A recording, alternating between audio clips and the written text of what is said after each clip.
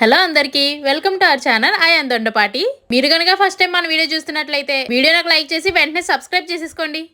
అరటికాయ పులుసు ఎలా చేయాలో చూపిస్తాను. వీడియో లాస్ట్ వరకు చూడండి, స్కిప్ చేయకుండా.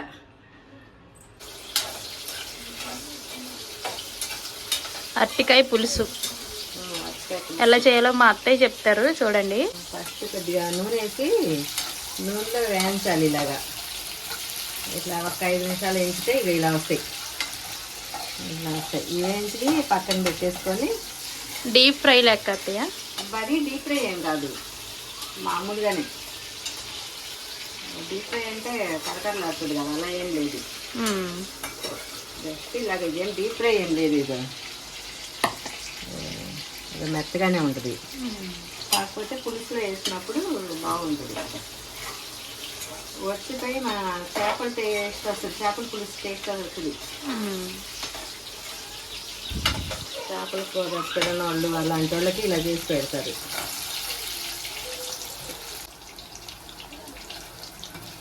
వేగిపోయి తీసేస్తున్నాను.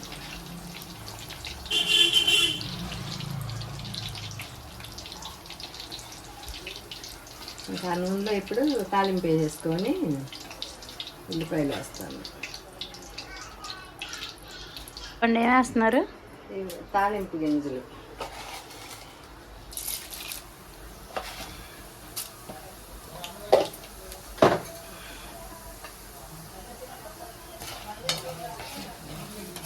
తాలింపు కొద్దిగా అయినాక పచ్చిమిర్చి,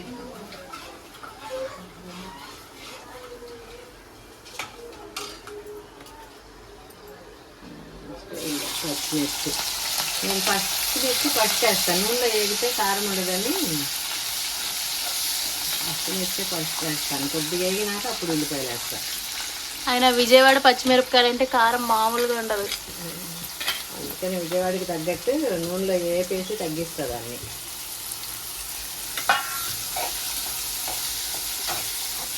మా వైపు మిర్చి ఏంటో అంత కారం ఉండదు అత్తయ్య. ఇక్కడ 2 వేసుకున్నా సరిపోతాయి, కానీ కారం మా వైపు ఒక 1/2 డజన్ వేసినా కూడా అంత కారం ఉండదు. ఒక్కొక్కసారి ఒక్కొక్క వస్తాయి. మిర్చిలో కూడా చాలా రకాలు వస్తాయి. ఒక్కొక్క సీజన్లో కారం ఎక్కువ ఉండేవి వస్తాయి, ఒక్కొక్క సీజన్లో మామూలుగా వస్తాయి, ఒక్కొక్క సీజన్లో అయితే మరీ తక్కువగా వస్తాయి. అరటికాయ పులుసుకి 8 ఉల్లిపాయలు వేసినా బాగుంటుంది. మనం కొద్దిగా ఇద్దరమే ఉంటే కొద్దిగా వేసుకోవచ్చు. 4 మనుషులు చుట్టాలు వస్తే కాస్త ఎక్కువ వేసుకుంటే కూర వదిలి వస్తుంది, బాగుంటుంది. ఇంకా కరివేపాకు ఇలా వేయలేదు, ఇప్పుడు వేస్తున్నా. కరివేపాకులు కూడా చక్కగా ఇలా కట్ చేసి వేసుకుంటే వేస్ట్ కాకుండా తీసేయకుండా తింటారు.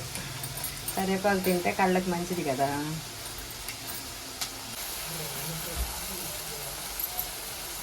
ఇంకా ఉల్లిపాయలు ఇవి కొత్త ఉల్లిపాయలు, పాత ఉల్లిపాయలు అయితే ఇంకా బాగుంటుంది కూర.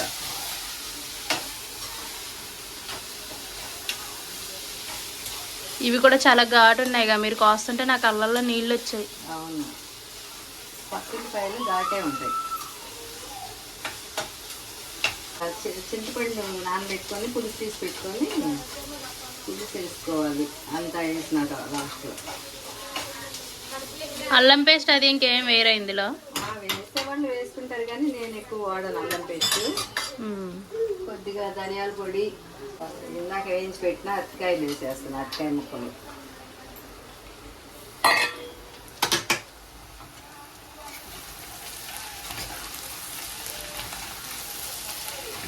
ఇది ఒక 5 నిమిషాలు తిప్పేసి తర్వాత ఉప్పు కారం వేసి పులుసు పిండేయాలి. ముందు మీరు ఉల్లిపాయల్లో ఉప్పు ఏం వేయలేదు కదా, వేయకుండానే వేగిపోయాయి. కొత్త ఉల్లిపాయలు కదా, వేగిపోయినాయి. ఉప్పు, పసుపు, ఉప్పు, పులుసు కదా కొద్ది కారం ఎక్కువే పడుద్ది. వచ్చేసింది కదా ఇలాగా బయటికి, అలాగా ఇంకా బాగా అయిపోయినట్టు. ఇప్పుడు ఇది వేసేయాలి, చింతపండు పులుసు పోయాలి.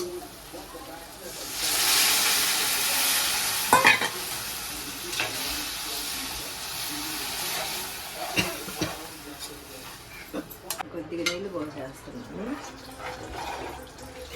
ఇప్పుడు ఇలా పలసగా ఉంటుంది, ఉడికేసరికి చిక్కగా వచ్చేస్తుంది. ఇంకా తర్వాత ఉడికినాక కొద్దిగా కొత్తిమీర వేసుకుంటే సరిపోద్ది దించేటప్పుడు.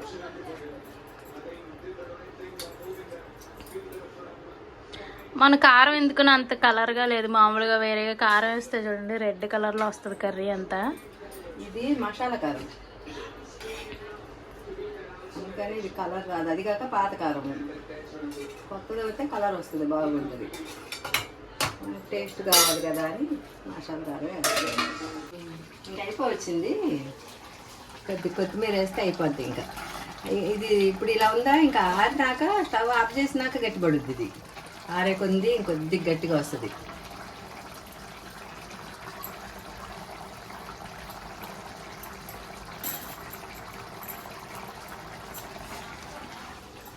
పిల్లలు ఉంటే పిల్లల కోసం అయితే కొద్దిగా బెల్లం కూడా వేసుకోవచ్చు ఈ పులుసులో.